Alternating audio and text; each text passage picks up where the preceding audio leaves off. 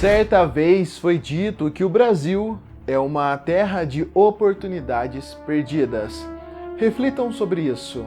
Sejam todos muito bem-vindos. Para quem ainda não me conhece, muito prazer. Eu sou Felipe de Deus e esse é mais um vídeo do canal Vamos Falar de História. E hoje eu vou contar a vocês a história do dia em que o Brasil quase dominou o mundo dos tanques de guerra.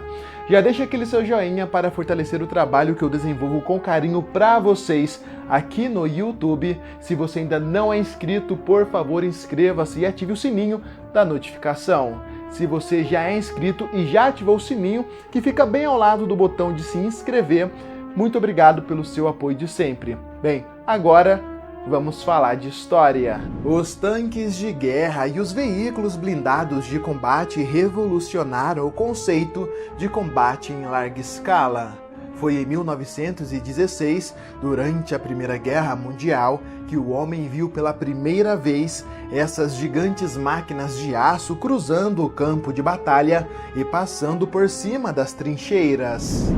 Mas foi na década de 1940 que os tanques de guerra se popularizaram. A partir daí, se tornou essencial para um país possuir divisões inteiras de tanques de guerra e de veículos blindados de combate. Os anos passaram e hoje em dia são poucos os países que detêm capacidade tecnológica e estrutura para construir tanques de guerra de ponta. Durante certo tempo, o Brasil foi um desses países. Houve um tempo em que o Brasil era o quinto maior exportador de material militar do mundo.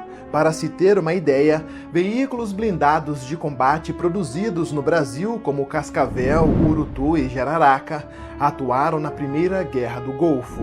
O sistema de lançamento de foguetes Astros II, também produzido no Brasil, atuou na Guerra Irã e Iraque.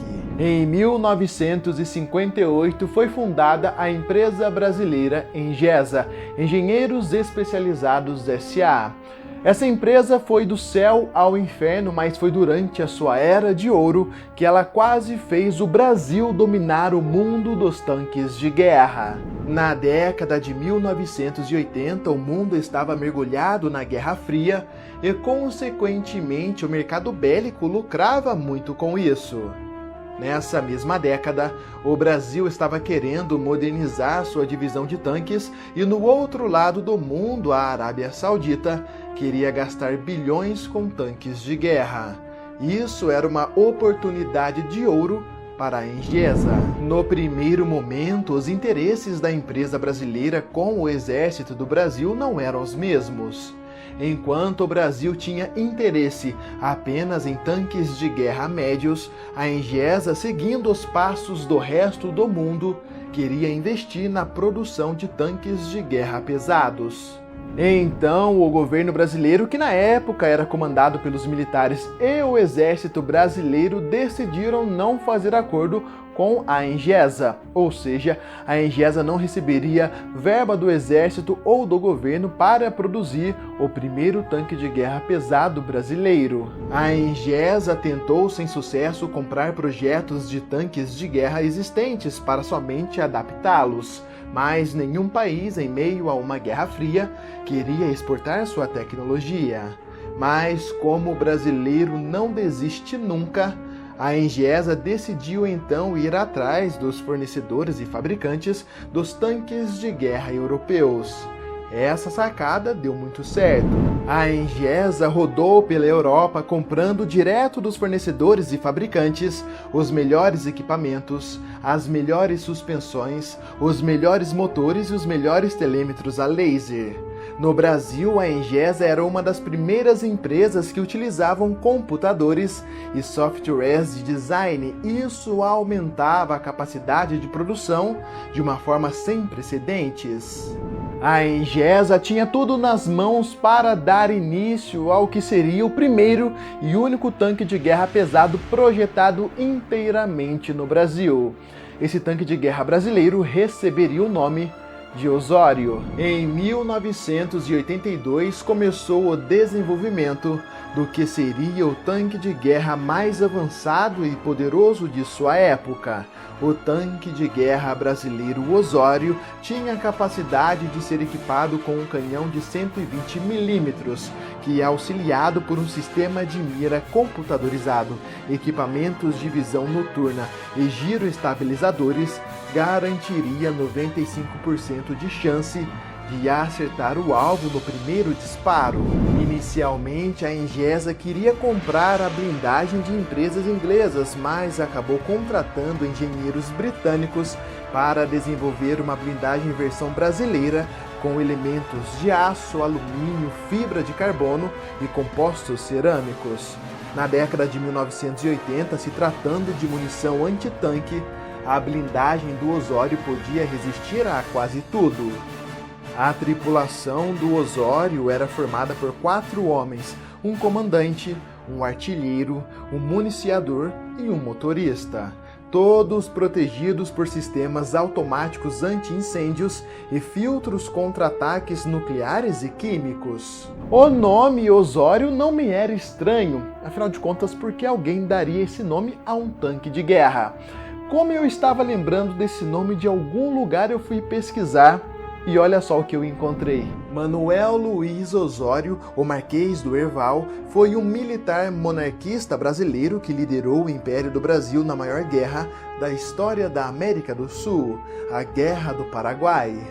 Manuel Osório, chamado também de o Legendário, é considerado um herói de guerra e, como homenagem póstuma, recebeu o título de patrono de arma de cavalaria do Exército Brasileiro. Em 1985, o protótipo do tanque de guerra Osório ficou pronto e foi enviado para a Arábia Saudita, onde realizou vários testes no deserto.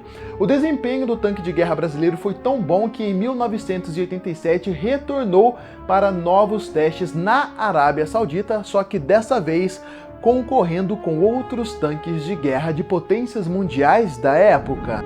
Em julho de 1987, a Arábia Saudita reuniu tanques de guerra da Inglaterra, França, Estados Unidos e do Brasil. Os sauditas iriam realizar os testes para escolher qual tanque iriam comprar. O Osório realizou os testes de uma forma quase que perfeita. O tanque de guerra pesado projetado no Brasil rodou centenas de milhares de quilômetros, subiu em rampas de 65 graus, realizou 149 disparos, acertando alvos estacionários a 4 quilômetros de distância e em movimento a 1,5 quilômetros com o alvo e o tanque se movendo. O tanque de guerra AMX-40 da França e o tanque de guerra Challenger da Inglaterra foram desclassificados. Os finalistas eram o tanque de guerra Osório do Brasil e o tanque de guerra Abrams dos Estados Unidos. O tanque de guerra brasileiro Osório era muito mais avançado, mais poderoso, mais ágil, mais leve e muito mais barato que o tanque de guerra norte-americano. O Brasil literalmente por algum momento projetou, criou o mais avançado tanque de guerra do planeta. Em 1989, a Arábia Saudita anunciou Osório como o grande vencedor dos testes, deixando para trás a Inglaterra, a França e os Estados Unidos. Inicialmente, a Arábia Saudita anunciou um contrato de compra de 340 tanques de guerra Osório da empresa Engesa. O contrato entre a Engesa e a Arábia Saudita seria de 15 bilhões de dólares em valores atuais, algo histórico para a indústria bélica brasileira. A Engesa rapidamente começou a planejar a expansão do parque industrial com contratação de novos funcionários, ampliação das linhas de montagem, contratos de transporte e muitas outras coisas, visando a produção em massa do tanque de guerra brasileiro Osório. Ao mesmo tempo, corria pelo mundo a notícia de que o Brasil havia projetado o mais avançado e poderoso tanque de guerra da época. Isso não agradou países como os Estados Unidos, um forte concorrente no setor de exportação bélica. Afinal de contas, como pode um país de terceiro mundo ter alcançado tal feito. Tudo parecia estar caminhando para que a Engesa colocasse o Brasil, naquela época, como um dos principais líderes de produção de tanques de guerra. Mas no início da década de 1990, tudo mudou drasticamente. Uma grande reviravolta aconteceu. No dia 2 de agosto de 1990, Saddam Hussein invadiu o Kuwait, resultando em mais uma guerra de larga escala no Oriente Médio. Esse foi o momento ideal para que os Estados Unidos, aliados da Arábia Saudita, tomassem a frente nas negociações entre os sauditas e a Engesa. Os norte-americanos usaram a diplomacia, a politicagem e a promessa de ajudar contra Saddam Hussein para fazer com que a Arábia Saudita assinasse o contrato bilionário com eles e não com a empresa brasileira. No fim das contas, temendo a invasão de Saddam Hussein, a Arábia Saudita não assinou o acordo com a Engesa.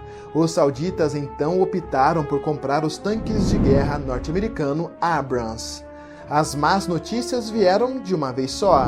O exército brasileiro até tinha se animado com a aquisição do Osório, mas na década de 90, o governo do Brasil já não tinha recursos financeiros o suficiente para bancar um tanque de guerra tão avançado. Para piorar ainda mais a situação, a Guerra Fria havia terminado e o mercado bélico havia encolhido para a Engesa. Para sacramentar a reviravolta drástica, o Iraque deixou uma dívida de 360 milhões de dólares em valores atuais, pois também havia perdido a Guerra do Golfo. A Engesa tinha gastado quase toda a sua reserva, seu dinheiro, os milhões e milhões de reais, investindo nesse projeto ambicioso que era o lendário tanque de guerra pesado brasileiro, Osório. Devido a diversos outros fatores, como alguns mencionados nesse vídeo, e também a má administração em tempos de crise, a Engesa, em 1993, acabou declarando falência. Muitos projetos foram deixados de lado, esquecidos e abandonados. Entre esses projetos estava o lendário tanque de guerra Osório. Espero que vocês tenham gostado desse vídeo. Não deixe de curtir, de se inscrever e ativar o sininho da notificação. Fiquem todos com Deus e nos vemos muito em breve aqui mesmo no canal Vamos Falar de História. Até mais!